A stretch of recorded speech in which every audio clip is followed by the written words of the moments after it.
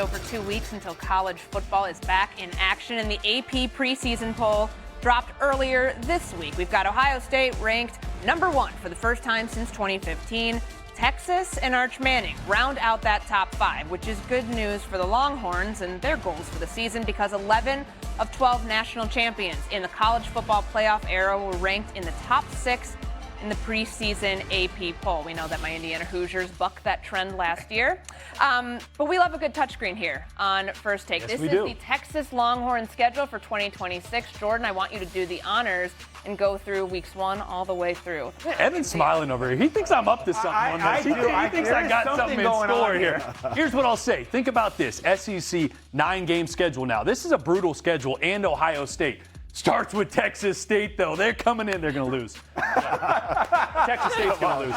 This is the interesting one. Ohio State, the preseason #1. Everyone loves them. I love them, too. But think about that defense. They lost not only their 3 best players, 3 of the best defensive players in the country last year. Arvell Reese, Sonny Styles, Caleb Downs. That defense is not going to be ready for Ryan Wingo, Cam Coleman, and Arch Manning. I think Texas gets this one done. That's a win early, and that's a statement win for Arch. They obviously beat UTSA. Tennessee's got a lot of issues. Quarterback, they still got to figure out. I think they win that one as well. This is where it gets interesting to me, because I'm actually very, very high on Oklahoma.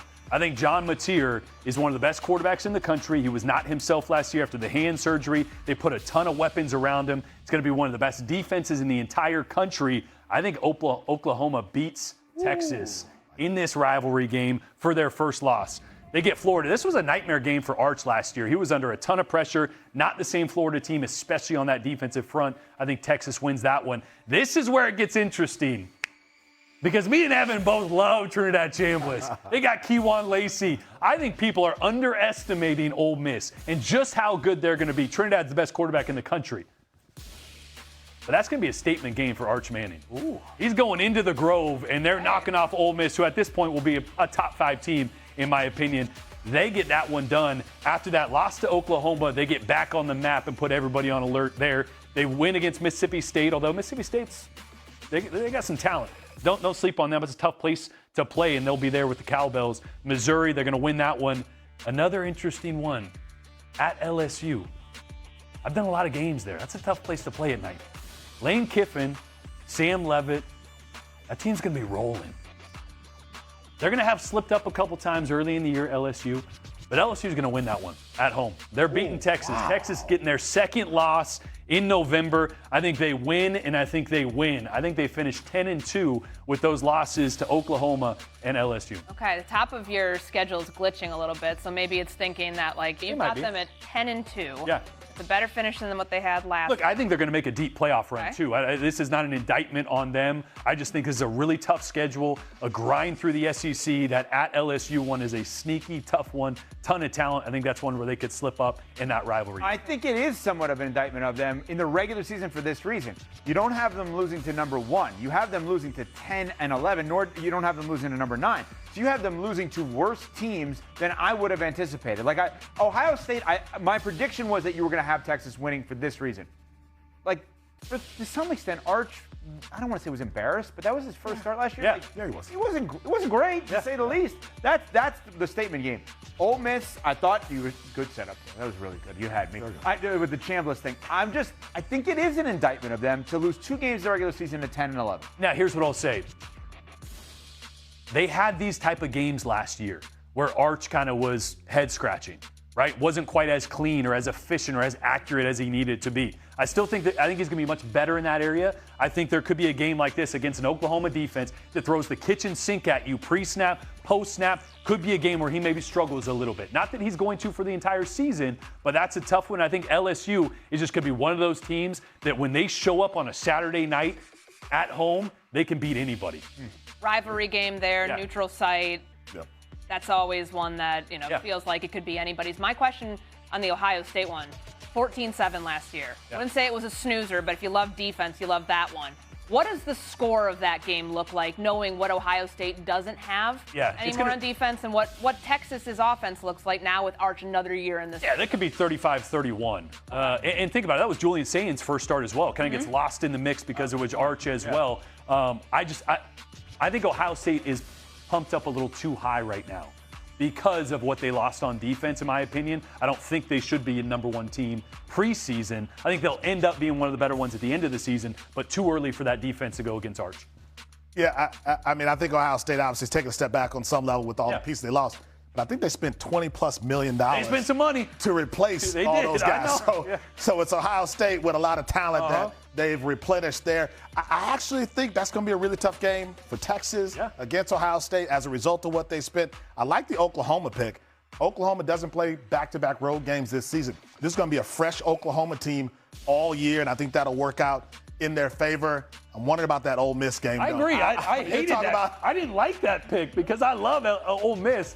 I just think there's a handful of games in the SEC and a handful of teams that depend on how you show up on that night. Any team could win and lose a couple of those matchups. Who's going to be the best quarterback in that game? Ole Miss. Trinidad. He's the best quarterback in the country. Best college quarterback and best quarterback for the pros are two different things, and I think Chambliss is the best college quarterback. I think he's the best quarterback for the pros, too, as well right now. Okay, so he's got both those designations. Oh, wow. If he was 6'2", you wouldn't even look at me with that conversation. Everyone looks at the height. And look, neither was Bryce, neither was Baker. Neither I don't know that I would be looking Tyler. for those guys as my number one pick. Are those good examples of what I'm looking for? Bryce and Kyler, I don't know, Baker maybe. But Arch may not be as good in college, but at 6'4", 6'5", whatever he is, for the pro, we know pros are more focused on measurables a lot of times. Height doesn't help you complete the layup throws. And Arch was the most inaccurate quarterback in the SEC, 122nd in the country last year from 0 to 10 yards. That's the one caveat on his game that if he doesn't clean up, he's not going to be a top draft pick. He may be a late first-round draft pick because he has elite traits, but that's the one where Trinidad is just more polished right now. And I think still projects that way until we see more from Arch, which I think we will. Okay, so you've got the Texas Longhorns coming in the AP preseason poll at number 5. You've got them going 10-2. Let's take a look at Alabama because they came in at 13th. In the preseason poll, which is their lowest preseason ranking since 2008. So Clemson, also unranked for the first time since 2011. What is the significance of those two teams and where they fell and didn't fall, Myron, in the preseason poll? Well, it's the reality of college football and what's happening across the landscape. Alabama can't get all of the five-star guys anymore because 3 of them are going to go make $1 million somewhere else.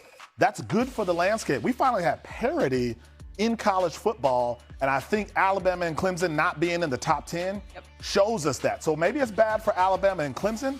It's great for the sport overall. That's how an Indiana rises. That's how all these other teams have been able to keep up with the Joneses in this new climate. Do you agree, Jordan? Is that good for college football? Yes. As a whole, 100%. Because the NFL has parity. We know that that's like their goal. Have Week 18 matter for all teams, trying to figure out who gets into the postseason. Do you think that the parity that we're seeing in the form of this preseason poll will then give us the best results going into a 12-team college football playoff? Best results as in what? I think we all need to reframe what a good, successful season is in this era of college football, because a lot of people probably looked at 10-2 Texas and probably like, oh, Jordan Rodgers hates Texas. He thinks they're barely going to make the playoffs. No. It's a different era where there's so much more talent spread across East Conference. So a 10-2 year is phenomenal. A 9-3 year is a team that could be a playoff team and still make a run at a national championship. That's just the reality of college football. So if we reframe that a little bit, I think we'll be happy and understand that parity is good. I think we need to reframe a couple of things here. First of all, the guy who replaces Nick Saban a couple of years in has Alabama still as a top 15 program with a chance to move up. That's actually a good thing, not a bad thing. I understand they're outside of the top 10. I get it. Kalen DeBoer is going to have this thing in the right direction. That's number one. Number two, the issue with Clemson, because we need to discuss that, is does Dabo believe in what's happening in college football today or not? And if he doesn't, that's fine. He is a multiple-time champion. If he doesn't agree with the way in which the sport is played out, that's totally okay. Sit here with us then. Yeah. Sit here with us. Time to go. Because you can't operate that way today. It's okay to not agree. How many coaches, great coaches, you cover college basketball. Jay Wright, there is no better coach than Jay Wright. Jay Wright, Villanova is like, I'm cool with this now. I don't want to do this. I'm going to leave. No hard feelings. So if Dabo doesn't want to adjust to today, then sit here with us. Yeah.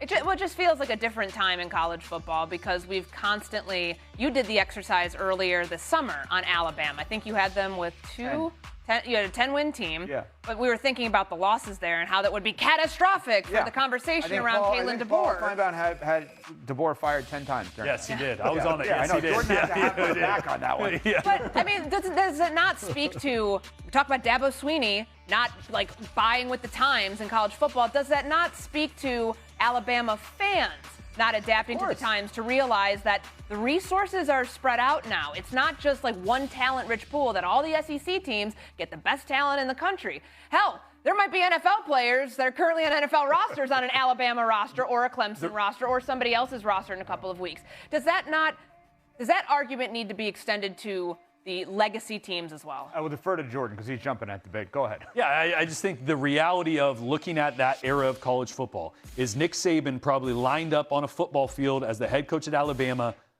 a few times with the less talented roster.